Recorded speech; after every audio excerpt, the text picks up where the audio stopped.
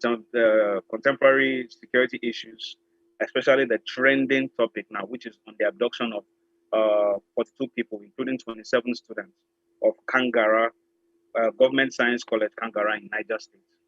Let me ask you, Mr. Jofo.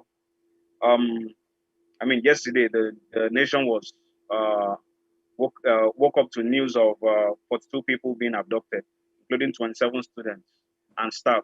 One student was killed. Uh, it's coming weeks after the abduction of Kankara boys, which was about over 200 Kankara boys in Katsina State.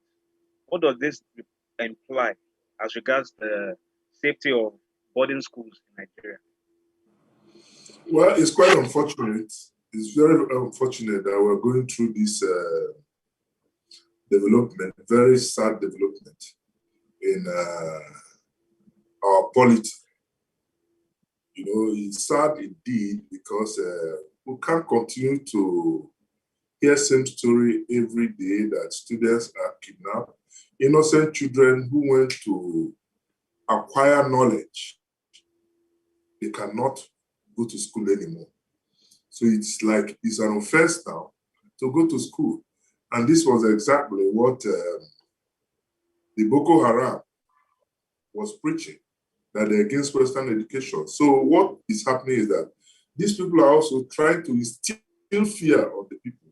By the time you do this 2-3 times, people will now say, okay, fine.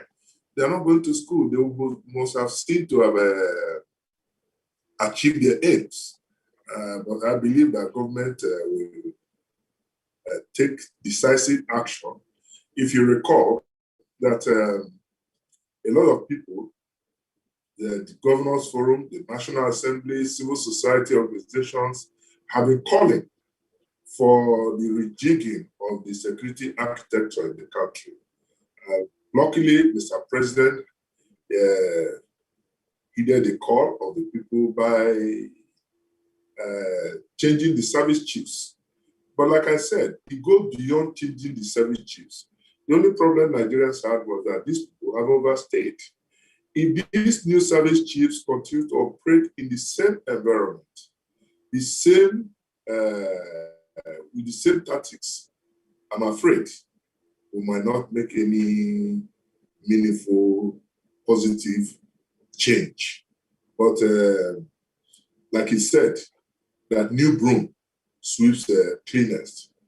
With these new service chiefs coming in with fresh ideas, fresh tactics, fresh advances, fresh approaches, I believe very soon Nigeria should give them a chance to see what they have on board for us. Let me ask. You said it earlier that the strategy of Boko Haram is to instill fear and to ensure that Western education is undermined or is brought to an end in Nigeria. Is there a difference between terrorists and bandits, by your own Well, estimation? there's a lot of difference. But the only thing my fear now is that you hardly can draw there's a thin line between the two groups in Nigeria. But ordinarily, terrorists have aims and objectives, possibly to bring a particular structure in government or embarrass or change government. They normally have political motives. But with these bandits, the challenge we're having and everybody is having is that these people have no defined objective. They've not told Nigerians what they want, than to continue to kill people aimlessly, roam the streets, destroying farms, destroying everywhere. And that is why it's very difficult. If you recall the people that were kidnapped in Niger State, some video that has gone viral was released, and you can see the sophisticated arms these people were displaying, and yet people are calling for amnesty for these bandits. I don't understand why. Are you saying that amnesty for terrorists or bandits, are you saying it's a bad idea?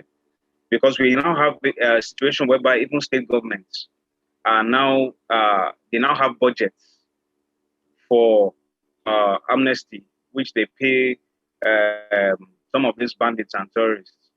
Are you saying now that it's a bad idea?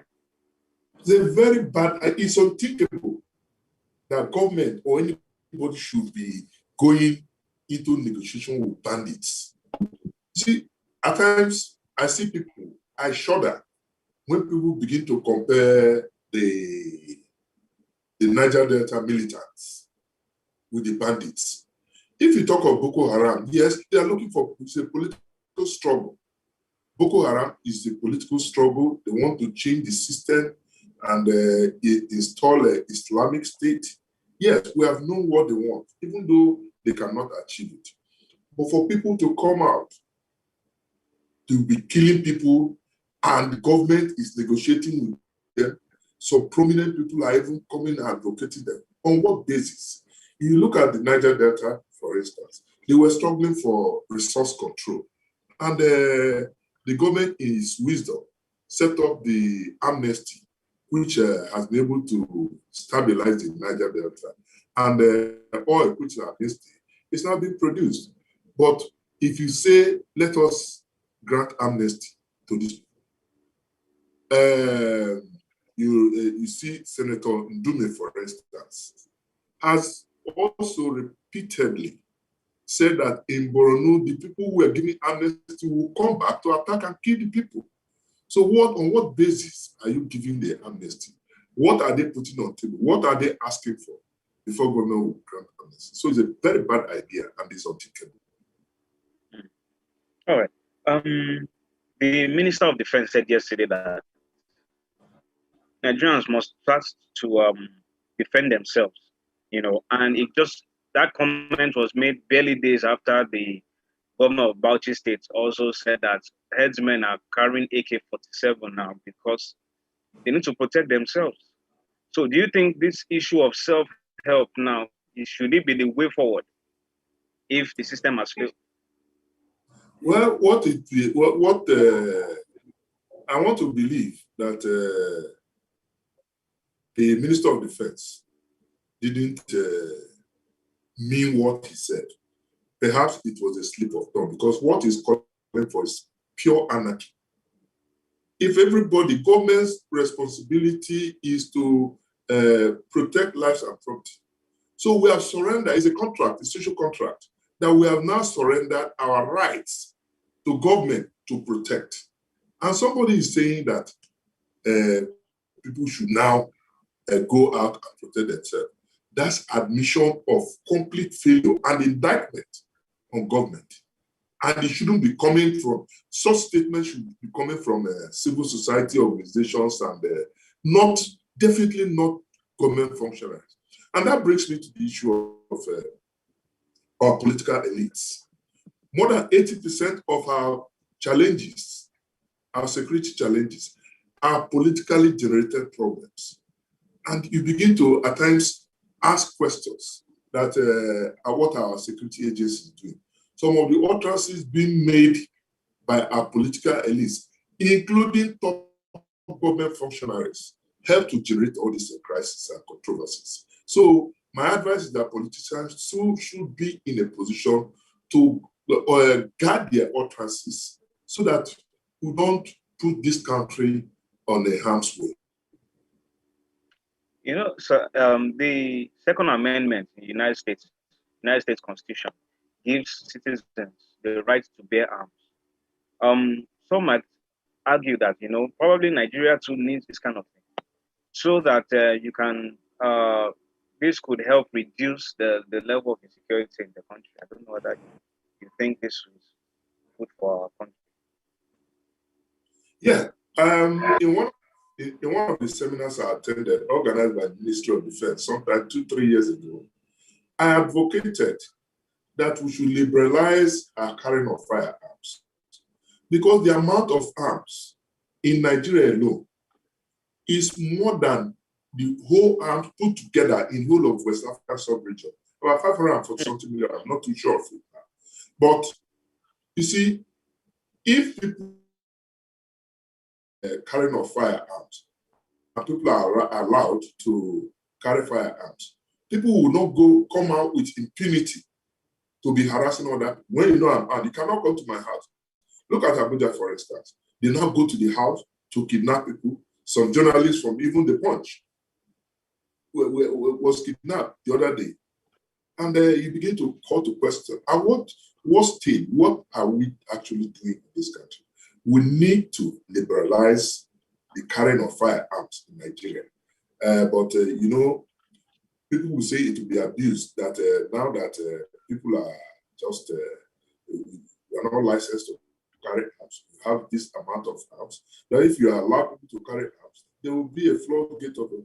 But like for instance, the Minister of Defense has said that people should protect. How do you expect people to protect themselves? I see somebody with gun, I say, well, I want to protect myself. I attack you or what? It was late Zeke that said that there are no strong men since the invention of lead. So it's only a fool that will argue with somebody with a gun. If you know I'm armed, you cannot boldly come into my house to come and challenge me. So we need to revisit that issue. Just like I've also said, I've been advocating the issue of creation of police. People opposed it when I started, but they're buying into it now. Without that, there's no way we can make progress. The immediate past chief of army staff who appeared before the Senate today during his screening for ambassadorial appointment, they asked him about his time as the chief of army staff, and he said that terrorists have permeated Nigerian society. He said that there are many ungoverned spaces, and that presidents now support terrorists against the troops. Why do you think this is the main cause of insecurity in the country? I think that the people actually now support these terrorists. If people are supporting terrorists, that's an unfortunate statement. If people are supporting terrorists, they are supporting terrorists not because they want to support, they are supporting terrorists out of fear. For instance, you remember that in the Northeast, for instance, they pay terrorists what is called protection fee by politicians, the same politicians. So if you know that you pay some protection fees so that you will not be attacked, you have no other option. But if the government has been up to its responsibilities of protecting the people, you can't be doing that. Earlier, you spoke about the proliferation of arms in the country, which you said is higher than that of the entire West Africa. Why is this so? And how long has this been? Could it be traced to the fall of Gaddafi, as the government usually does? Well, that has been the argument that since the fall of Gaddafi, there has been proliferation of arms. But that argument cannot hold because we are not the immediate neighbor to Libya. So what about other countries? How come that it's in Nigeria that all the arms from Libya is coming to Nigeria? So it doesn't make sense. We agree that we have a lot of porous borders that are unmanned and unchecked. And I don't blame any of the security agencies, the immigration, the customs. Our borders are porous. They're understaffed. They don't have the capacity to man our borders and look at what's going on our borders. So what can be done then to address this issue of porous borders and all? The president, the federal government shut Nigeria's borders over a year. And then, even despite the closure of these borders, things continue the terrorism didn't really reduce as such. So what then would be done to address this issue of porous borders if the total shut of borders couldn't stop? In modern warfare, yes, go on. In modern warfare, wars are not fought by individuals now or human beings. What we need to do is to upgrade our technological capacity to ensure that the necessary tools are provided. And people will be saying the security agencies are underfunded. Even within that little meager resources, They are misappropriated and mismanaged. That's why I'm happy that the National Assembly, especially the House of Representatives, is probing the security spending in the past 10 years. Possibly some monies could be traced, the misappropriated money could be traced and put to use. We cannot be shouting that security is underfunded, when the little one that is being is misappropriated. Speaking of National Assembly, asked the president to declare a state of emergency on security. What would that entail, and would it be effective? I don't know what that means. I don't know what declaring state of emergency in security means. If it's my idea is to prioritize and set our security right, yes, I can agree. That, and it boils down to the same thing I was saying, that we should increase our technological capacity by providing the necessary tools like cameras. How is it done that you are looking for bandits, you are looking for kidnappers, you just blindly go into the bush without having cameras and drones to even locate these people? So we need to upgrade. I don't understand when people begin to talk about still fighting with bare hands. So we need to up our games. The Minister of Police Affairs also said 2 days ago that about $470 million had been earmarked for CCTV across all federal highways across the country. You think this would be effective in curbing crime? Oh, yeah, you are breaking. I didn't hear you. Yeah, I said the Minister of Police Affairs said 2 days ago that about $470 million had been earmarked for CCTV across all federal government highways across the country. You think this will help in curbing this insecurity? It will help, and it's commendable. But before you budget $470 million for cameras, we should be able to ask questions. What of the money provided for cameras for Abuja and Lagos? How did that money go? Nobody is talking about it. We must look into that's what the issue of the National Assembly, House of Representatives precisely, that's looking to. They must look into that aspect. Who purchased those cameras? Were they installed? Are they functioning? If they are not functioning, who purchased them? Who was responsible for the purchase of those? And why is it not working? It's not working. We must ask questions. Don't just, we cannot be throwing money just like that. Let me go back to the issue of this abduction of of the students. What can be done to protect students now? It's obvious that they become a soft target, and the frequency of such abductions now, it seems that these people have, the bandits or terrorists have seen that, oh, these people are very easy targets, so this is the easiest way to get ransom and all that. What can be done to protect them?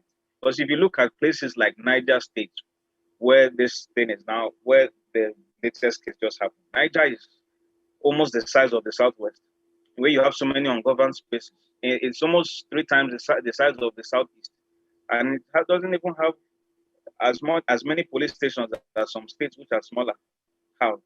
So what then can be done to protect these schools? We must tell ourselves the truth. Anybody thinking now that the police with its inadequate manpower or the military can effectively man our schools or guide our schools will be living in self-denial and deceit. What we should do is to evolve our local solutions to our local problems. What is the strength of the Nigerian police? It's less than 400,000. And out of the 400,000 that they have in the police, over 120,000 are deployed to dignitaries and politicians. So where do you have people to man this? And you talk of vast area like that. Niger State, in terms of land mass, is the largest in the country. So if you cannot match, these incidents are taking place in Borno, it has happened in Yobe, it has happened in Adamawa, it's happened in Katsina, it's been happening in Zamfara, now it's in Niger. So you see a situation is coming where nobody is spared, no space is even spared.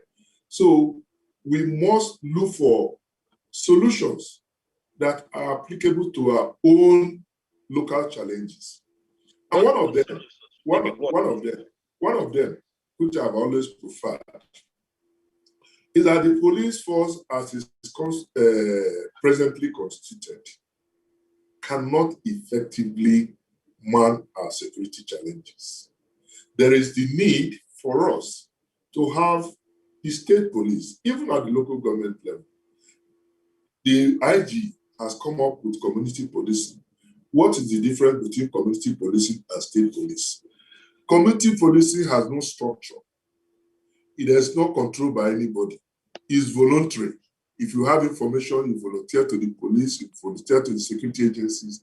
But the state police is structured. It has command and control. A situation where you bring somebody from Medugri, for instance, to come and man security in Bayelsa or Delta State. First of all, you have language barrier.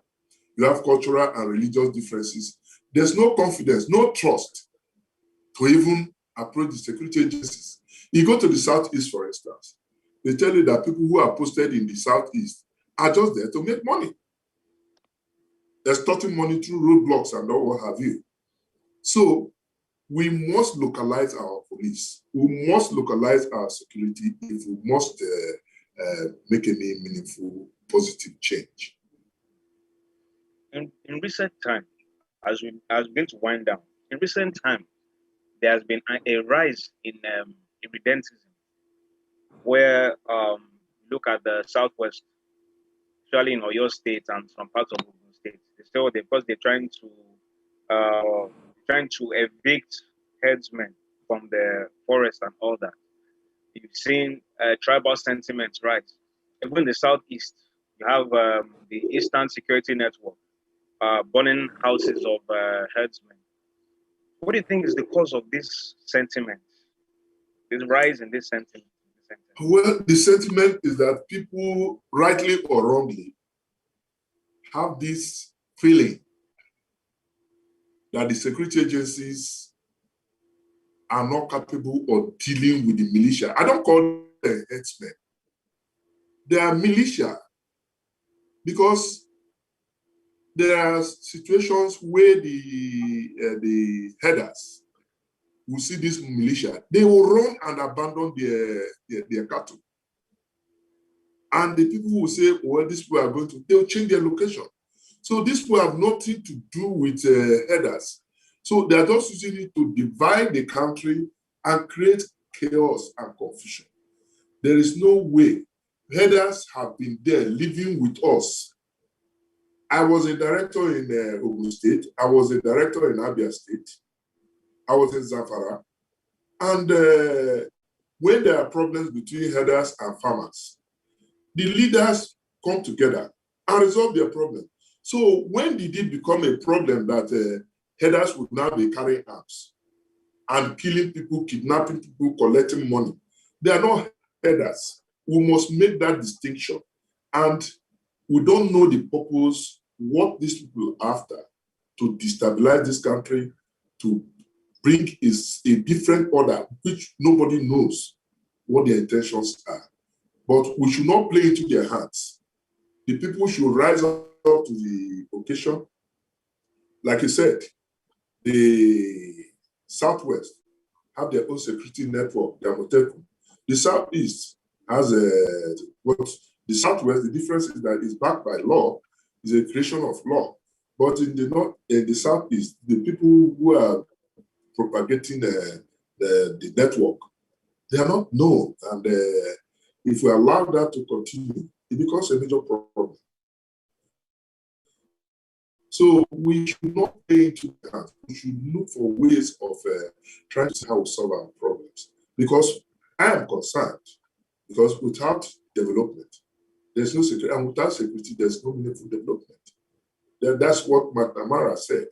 And with all these security challenges, people are not coming to Nigeria to invest. It becomes a major, and it's setting our economy backward. Do you foresee a war if this sentiment continues to rise? Well, we've gone through more than this before.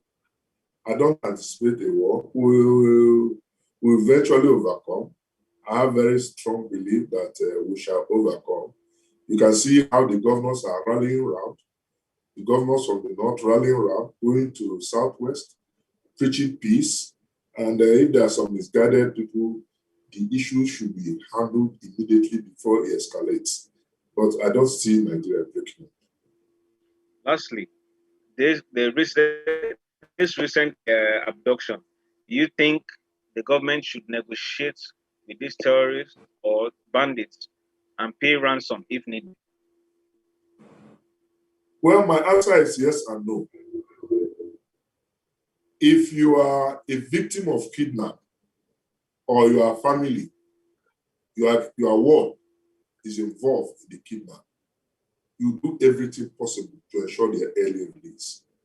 So if paying ransom, which the government, various state governments have been involved and engaged in, means getting them out safely, so be it.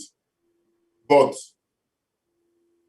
why I will not also support payment of ransom? But for these people who have already been taken, if ransom is the only way they can come out, why not? But we should strengthen our security to prevent reoccurrence of such future incidents so that we don't go about paying ransom, making money from people. It becomes a lucrative way, franchise that people will now just go kidnap people, collect money, and encourage to continue to do more. Thank you so much for joining us on this Facebook Live. Thank you so much again. Really good. Thank you. Enjoy it. Thank you.